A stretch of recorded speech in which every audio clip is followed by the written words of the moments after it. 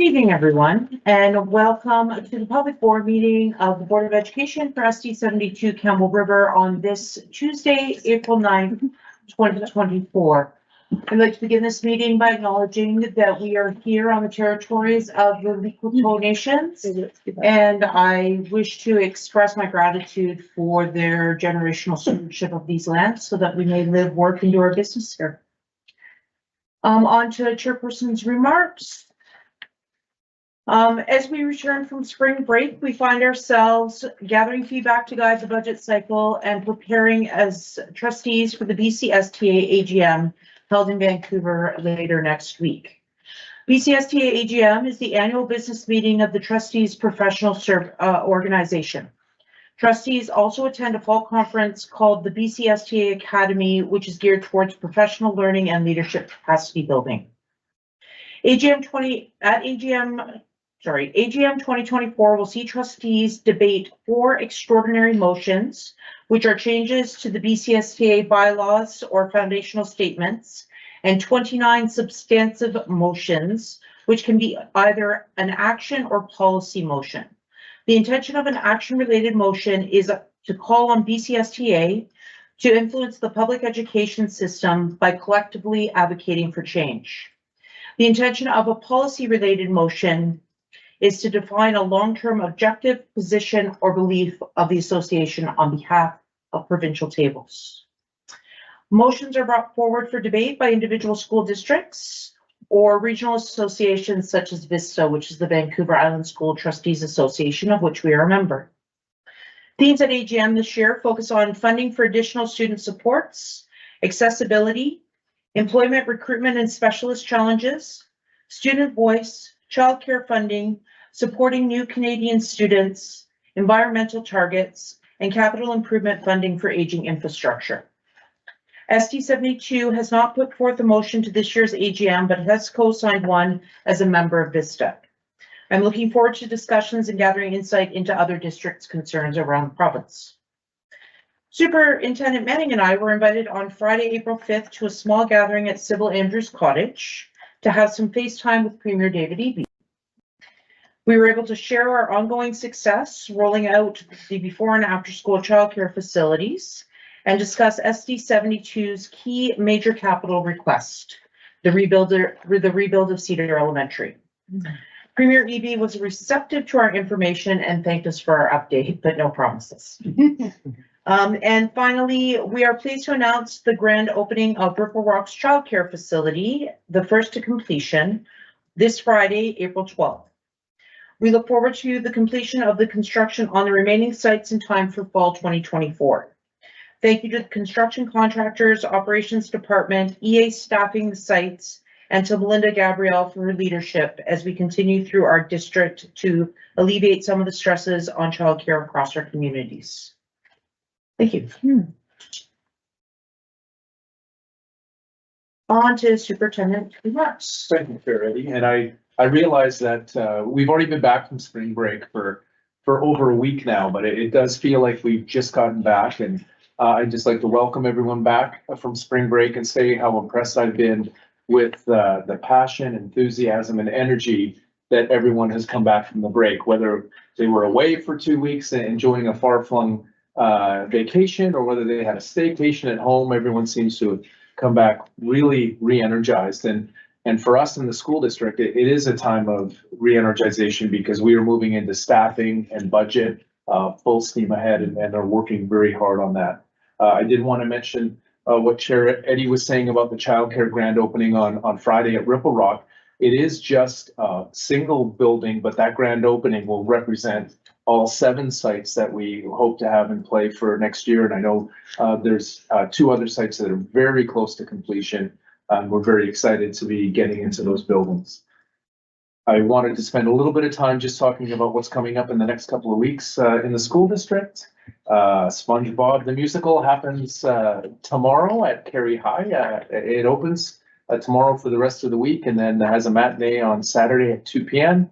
I'm looking forward to going to that. I've got my tickets already, and you can still get your tickets online if you're interested in seeing that. I know that I am. And one of the things I really wanted to highlight is on our school district website, There are a couple of social media awareness evening sessions for parents that are going to run on April 10th and April 16th from 6:30 to 7:30. And what these sessions are designed to do is to cover all things digital, from how to be a good digital citizen, criminal consequences of cyberbullying, how to report and receive support in cases of sexting or sextortion. These sessions are recommended for parents, grandparents, caregivers, and students 10 years of age or older. And I think they'd be well worth people's time. You can register right online on our district website, so please check that out. And then we have two exciting one's an evening opportunity, one's a daytime opportunity regarding careers. We have a careers night coming up for secondary parents on April 17th to get information on how careers can affect their students and different pathways to success for them. And Rob Ron is also having a career fair day on April 18th and really working to expose their students to different career pathways that could send them on a very positive future. So just hoping that people will take advantage of those things. Lots of opportunities coming up in the next couple of weeks and lots of work to do, and we're all excited to be back doing it. So thank you very much. Thank you, Superintendent Manning. On to approval of the minutes of the meeting of March 12th, 2024. And the motion reads that the minutes of the meeting of March 12th, 2024 are hereby approved as circulated. Is there any discussion? Moved by Trustee Gladish, seconded by Trustee Gillis. All those in favor? So moved. Is there any business arising from the minutes? Seeing none, are there any additions or alterations to the agenda? Trustee Mann.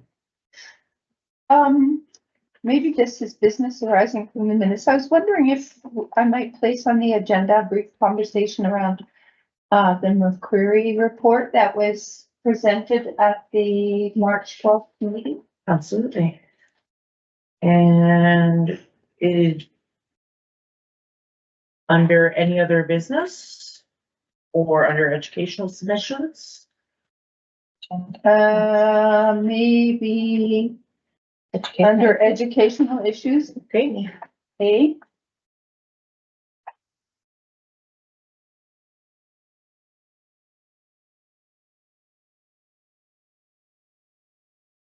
Okay.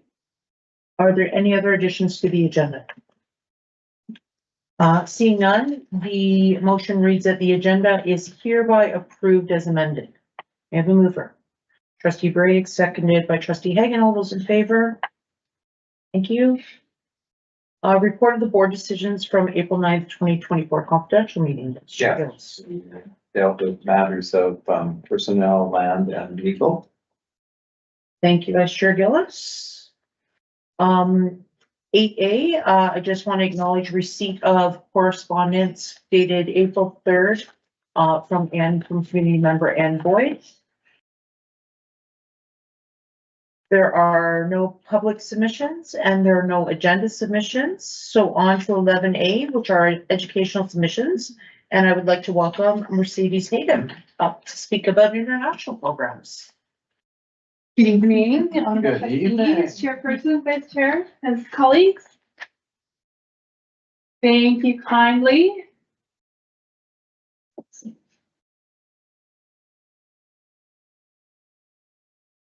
For having me back again. It's hard to believe it's been almost a year since I've been back here, so thank you for having me back. It's my pleasure to give you a brief update on the Campbell International Student Program. So who's been here? We've had a lovely group of students this year. Again, it looks very much similar to last year. We've just come in with just over our 65 FTE in students. Again, strong contingent from Germany and Spain as well as from Japan and Italy, and then a mix of different countries as well. That's who we've had. We had a sizable group leave after the first semester, and then a smaller group come in for our second semester as well. And just to give you a different way of looking at our group of students that we have here for this year. We've just been doing some check-ins with our students, and I wanted to take a moment and share a little bit about how we check in with our students, because I think it's really important. I have this amazing team, our student wellness advisor, Rhonda Taramura, and our academic advisor, Kim Sticks. They do a phenomenal job. They're really day-to-day with the students. So if the students are struggling at school or struggling at home or struggling, I think one of the big things we've heard is students struggling to make friends.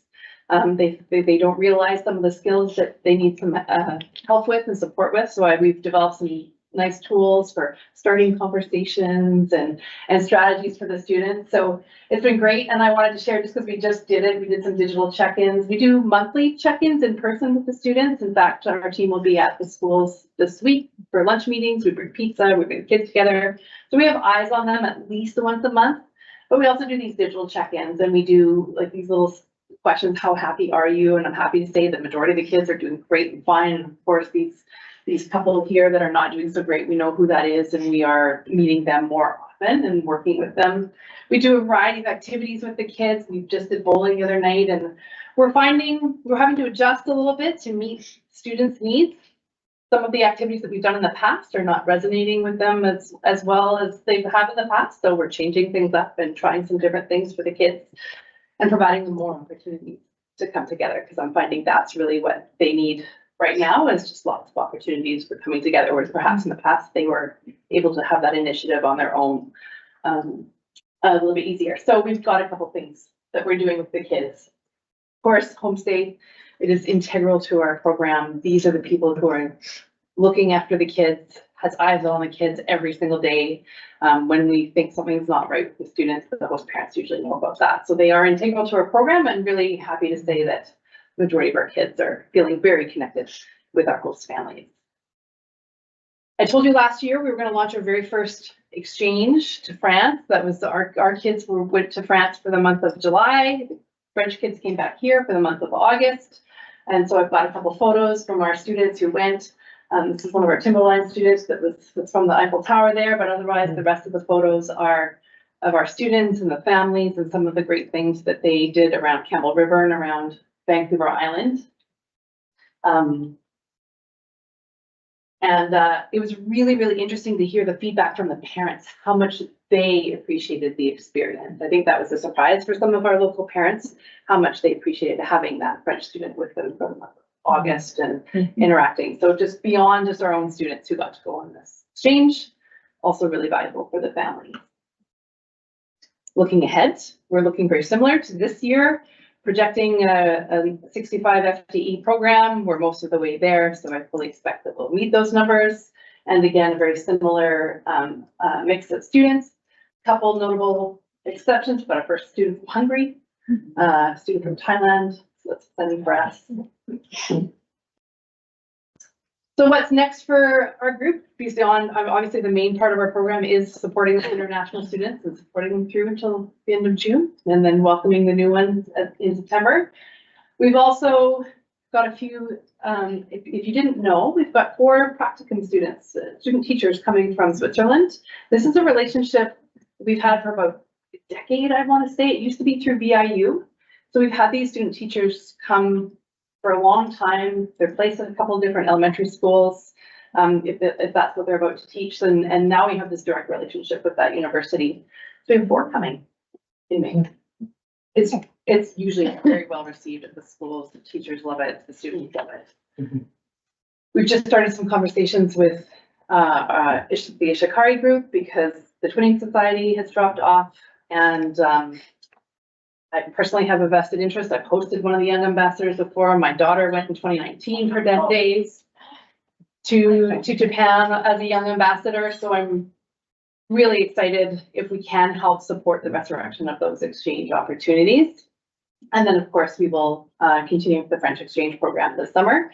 And just to be clear, the French exchange is like, these exchanges are not something that is a financial, not paid for by the school district or even our program. It should be nothing that in this year, actually, I did apply for a grant with the government, and we were able to help the families through exchange to make that even better for them to take advantage of that exchange.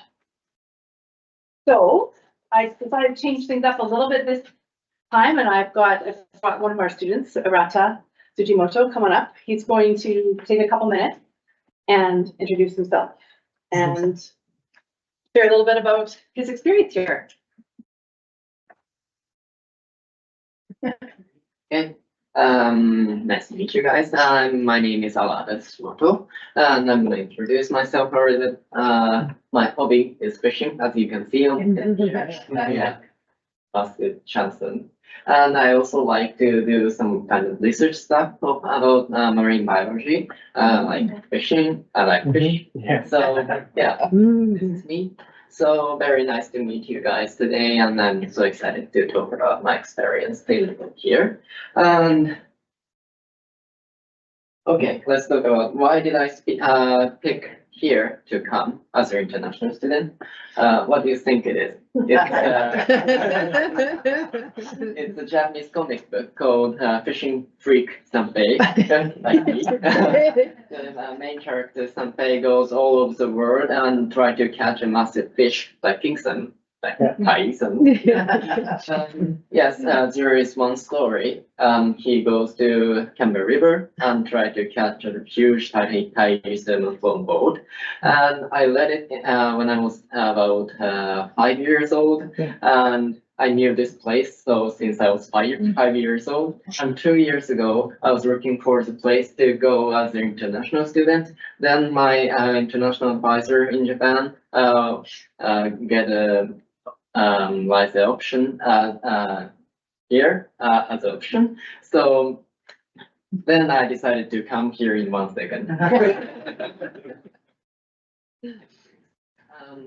Okay, I'm gonna talk about what did I experience in here. In one word, nature. Here's nature. As you can see, there are a lot of different kinds of salmon in here, and bear and mountain. So yeah, once I try to go fishing in the morning, when I go out, I hear the birds humming, and I see in front of me, the deer is walking. And once I get close to the river, I hear the noise of jumping the salmon, and bear is looking for the fish sometimes. And it's a dangerous reason. Yeah, and that's my best experience in here. You know, the nature is quite different from Japan. Japan also has some nature, but it's quite different nature in here. I think nature in here is coexisting with civilization in here. So that's so special nature, I think. So yeah, that's my experience. Then I'm going to talk about what did I learn in here. What is learning? What is learning? So I think learning is experiencing. So then let's think about what is experience. I think experience let us make the correct choice or sympathize with other people, or thinking about nature or civilization, a lot of things. So what is it? What is this? I think it is humanity. So to get experience, grow our humanity so much, I think. So the best learning in here is my humanity. I want to say. So yeah, look at my smile. So that's it from me. Yeah. So that is from me. So thank you for listening. And yeah, I hope you guys get something from my speech. Thank you. I had the pleasure of meeting Arata in person last November when I was in Japan before he came, and he said to me, "If I come, can I fish every day?" Yes, you can. Maybe not every day, but you've done a lot of fishing. Yeah, I did. Show us the size of your biggest fish so far. In here, this term salmon, which is 90 centimeter, was the biggest one. And in person area, I caught 120 centimeter of swordfish, swordfish, like so. Well done. Yes. That's the great update from International. Thank you so much. Thank you. Definitely read the comic book. Campbell River. It's really cool. I think my husband guided the comic book creator. Yeah. Oh. So you're leaving just before the big fish runs though? Yeah. Aw, you'll have to come back. 1 year is not enough for fishing. Thank you. Thank you so much. Thank you. Yeah. That's cute. Great smile, hey? That's awesome. So exciting to hear from perspective that on things that we take for granted. Yeah. On to elected and board member, matters, which is, 12A. The board governance policy review last evening, everyone on the board had a chance to meet with, a consultant by the name of Scott Stinson, who is from Stoup, who is recently retired from the Stoup School District. He was the superintendent, and retired in January. He came to us to help us kind of take a look at our policy, our governance policies, and speak to our goals to support the strategic plan through modernizing some of the language in our policies, putting them through an EDI lens to ensure that they're current with the outcomes that we're asking from our system. And it was a really great conversation as a board, and something that I was most humbled and proud of is how aligned we are as individuals regarding student outcomes and student achievement. Policy, it can be a bit of a rabbit hole. You can get so deeply involved in policy that that's all you do the work on. We've kind of decided on a more balanced approach to modernize some of our policies and then set a schedule for the governance committee to review a number of policies on a yearly basis throughout the term, the 4-year term of the elected trustees, so that we're constantly recreating that document and improving the lifespan of that document to be more reflective of the needs and the tone of the governance team. So thank you everyone for attending last evening, and thanks, Scott, I'm sure you're watching, for traveling up to help lead us in those discussions. On to 13A, which is the McCreary report. Trustee McMahon. Right. Well, I apologize. I wasn't able to fully participate in the meeting on March 12th. And so I did have a couple of questions around it that I wasn't able to ask. I really appreciated the depth of this report, and certainly there were some concerning elements to it. And so the question that I had is, how is this information disseminated to everybody in our system and that they can respond to it? And what kind of responses are we expecting from our system? That's going to be, you know, the EAs and the teachers and the custodial people. How do they use this? Oh, well, first, yeah, Yeah, please. thank you, Trustee McMahon. I think, firstly, the McCreary report that is done for our school district is confidential for our school district. And they actually get us to sign off a permission letter for McCreary to share that information aggregated with all the other districts, or otherwise they don't touch it. We did sign off on that. I think almost every school district does sign off on that.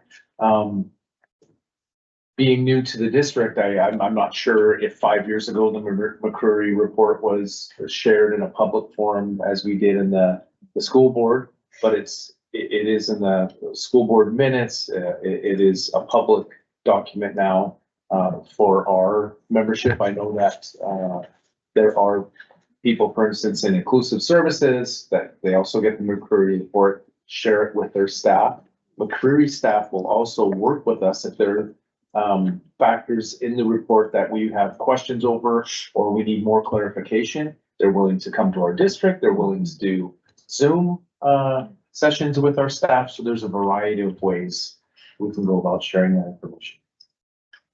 Thank you. I'm just wondering how, you know, were I an EA in the district or a vice principal or, a physics teacher, am I being exposed to this information in a way that could inform how I approach the students in my care in my classroom?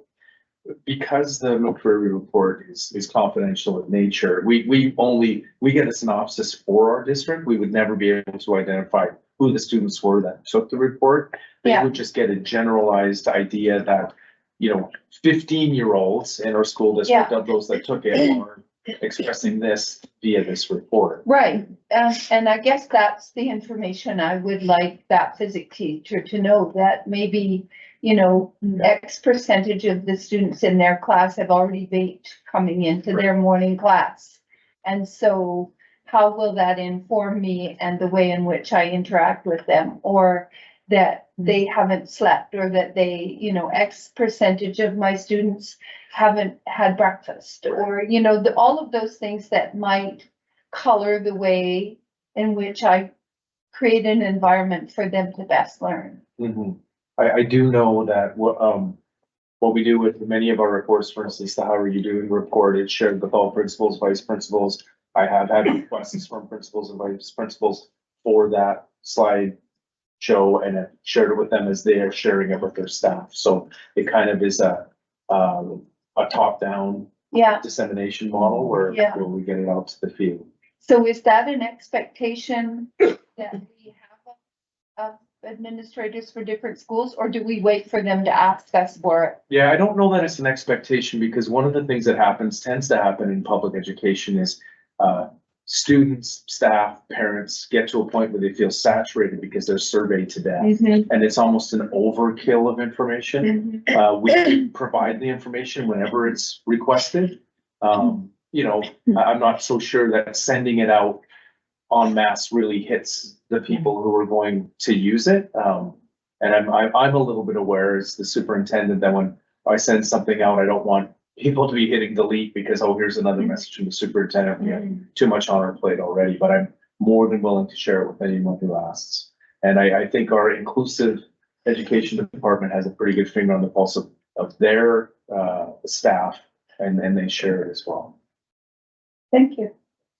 Just as a follow-up, I'm sorry, No. just as a follow-up, is there a place on our website where we can house these reports? So if someone was interested in looking at the reports that are released publicly more fulsomely, instead of digging through the ministry website, because they are all there. Yeah. Is there a place where we can kind of, collate them, keep them, store them, so that the public can be, it can be easier for public to engage with the data that we're seeing as trustees? It's definitely a possibility. We could do that.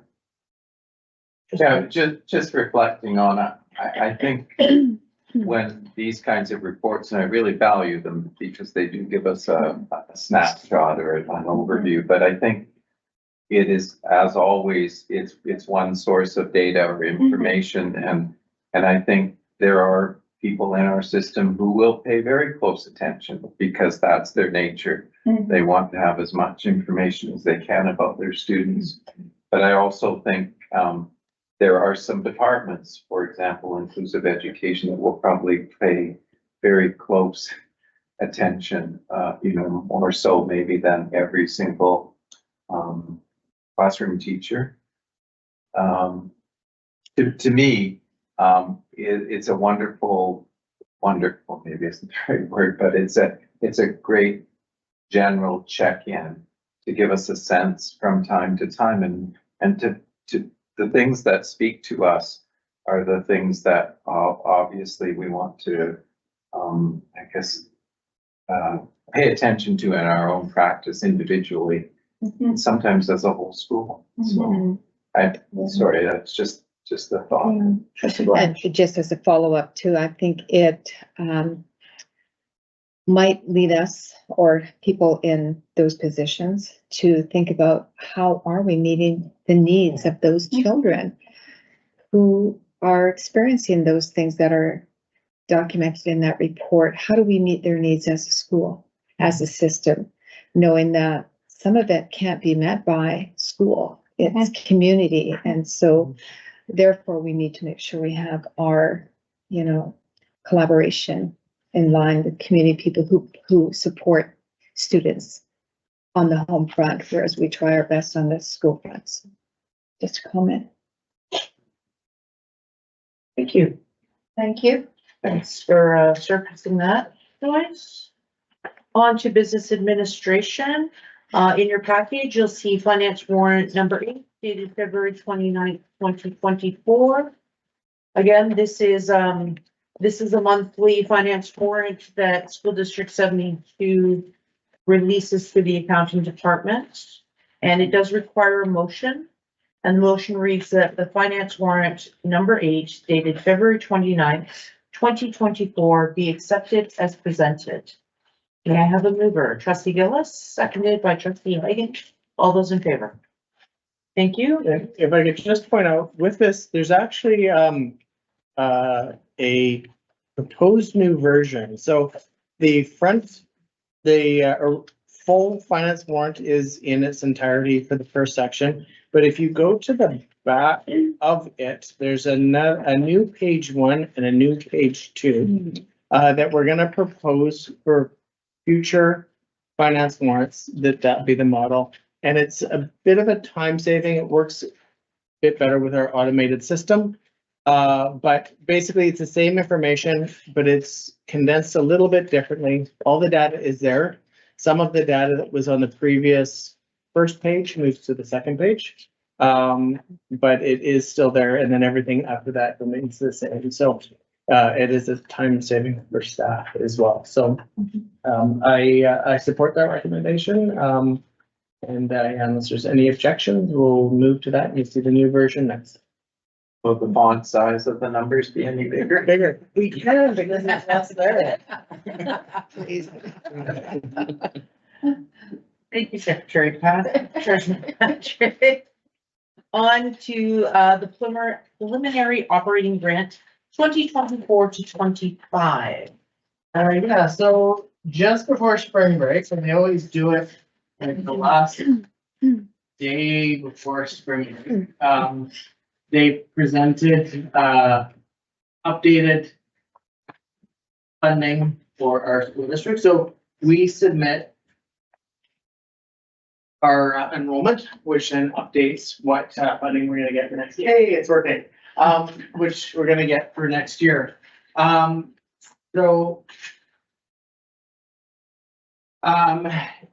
so we base our budget for next year off of this funding. Again, when we get actual numbers, all of these numbers will adjust a little bit, but we're currently within our budget feedback process. And this announcement provides us with what our target is. Do we need to add? Do we need to cut? So I'll kind of just go through some things, and what I'm excited about is, it's not working. That line I was hoping was gonna go down with the cursor, but unfortunately I have to actually, it's not saving with a file. I have to do it on the PC. Basically, I can start at the top with that line. We are having a slight increase in students. And so that's what most of the increase in funding is coming from. So you can see it's a $2 million increase over this year's final. So the yellow column is this year's final. And the far right-hand column is what we're expecting to get. So that $2 million increase has enrollment built in, but it also has wage increases in there. So that's a positive to see. Not a lot of other changes as we go down.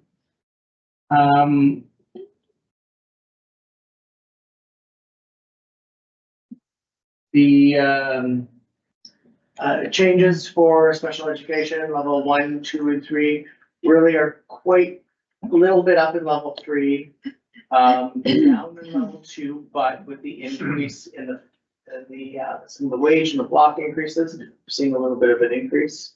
and everything, flat for level one.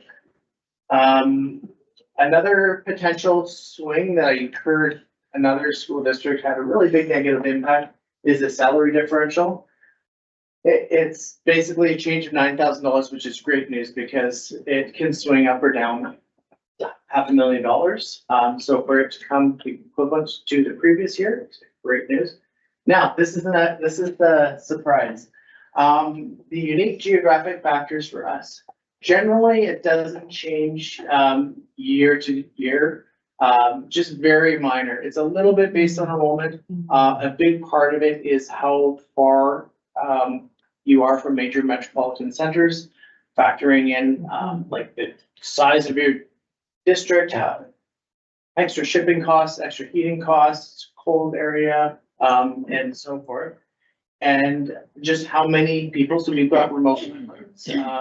We, Campbell ourselves is actually far enough away from a metro center that the city and all the students in, we qualify for an additional supplement, but it changed this year. We increased by $552,000, and it's not because the ministry added additional money. It's because they reallocated money. So we, and I know Qualicum also is up the same. They're similar size to us, slightly smaller, but they had an increase in their unique geographic. And I found out yesterday a district that lost somebody for their unique geographic factors. So so they have shifted the qualification. We got the benefit of that for next year. And I specifically can't point to why, but I did reach out to the ministry and they said, that is correct. So. We have that this year. Was that a good idea? Just before you move on, sorry, could you just refresh my memory around level 1, 2, 3 and under special ed? So basically, I don't know what's happening with those orange lines right there. So there are different levels of care. Now, I can't recall off the top of my head what the different categories are, but level 1 is a very high need student. Physical, very intensive physical. Level 2 has a physical component to it as well. And then level 3 tends to be more of some of the behavioral. Sorry. Sorry, Kevin. It's definitions A, B, C, D. Another question before you move on. Regarding the 552 that came regarding the unique geographical factors, those have just come into operating budget. There's no special purpose. There's no targeted spend for them. They're just to help with additional costs in running the district. No strings attached. Wow. Yes. Okay. So that was and you'll see how important it is when we get later. But one new item this year is Indigenous Education Councils were provided with an additional funding, and it varied district to district, but we received an additional $109,000. This is outside of targeted funds. It is, I believe, to support Bill 40 and the new responsibilities that have been assigned to Indigenous Education Councils. So yeah, we're gonna work this into budgets for next year, and it'll be a conversation with the council about what it's used for and how it's used. But it is again, it's an extra. It is targeted though, of course. So it's outside of targeted funds, but the intention is for specific use. But that was a positive. So really, it's not. It'll add additional services like. But it can't be used for other parts of the budget. And so that brings us to. I could just ask the international students, being we have a presentation tonight, where's the line item on how much is generated through the international students? So this is just the ministry funding. Okay, So, within our budget, we typically, what we bring in for international, we spend on international. And that shows on the budget, documents. We have quite a few other grants, revenues and supplements that come on that. This is just for the ministry. It is the biggest driver. But you can see our increase, our total increase is $3.3 million. So again, that includes enrollment increase, that includes the unique geographic. It also includes coverage for wage increases. But I was hoping to show it to you, but it doesn't show specifically. Our budget planning surplus, we're currently working and planning with a $500,000 surplus. So the feedback that we're getting and gathering, we will be able to look at adding services, supplies, positions, so forth to support student living. But without that unique geographic factor, we would not have been in a position to do that. So. Trustee Glavin? Just a quick question, or maybe a tough question, about the Indigenous Education Council funds, 109,000, to support Bill 40. It's for specific use. Are there some parameters? Are they, is the use to be determined by the Indigenous Education Counselors or at school district or or a bit of a collaboration? I'm curious about that. I'm curious kind of what that would look like because. So it can be anything from just admin support. It can be Crody training. Every school district is coming and their Indigenous Education Councils have different levels of experience, involvement, engagement. What we have been told is their influence over targeted funds is basically is changed. They are responsible. It's not the district anymore. So in some districts, more education will be required, possibly even getting into governance type work as well. So, so it is up to the council how they choose to use that. We in our district, we work very collaboratively, so I expect that that's how that'll get budgeted for next year.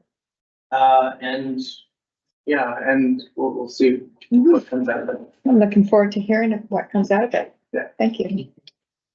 Trustee Hagan, trustee Burns. Trustee Hagan? the carbon, tax increase, is that factored in? Like we're not carbon neutral, are we? We're not. So on the carbon side, so carbon tax as it impacts everything is not covered. There's no inflation adjustments at all. What we actually have to pay a specific carbon tax based on the amount of that we drive and amount of paper we use. We generally get the equivalent of that back, and now it has actually exceeded what we pay in some of our capital improvements. So there's a carbon neutral capital portion to some of the capital grants that we get. And that is that coming back to us. So when we first started paying capital tax, if we paid 60, we would usually get a grant back for 60. But they have since changed it and we get far more in capital grant funding than we pay, but we will have to pay that increased amount. But as it affects everything else, general inflation, we won't have any additional money. Trustee Burns? Do we know for the unique geographic factors increase if that's ongoing? I believe so, yeah. So that was my confirmation with them. Is that correct? Is that, but what we do know though is they have changed it and some districts lost and we gained. Until I get more details about the why, I won't know how frequently it will change. But that'll be important. Any further questions? Thank you, Secretary Treasurer Patrick. Nice to go into budget with a surplus as opposed to.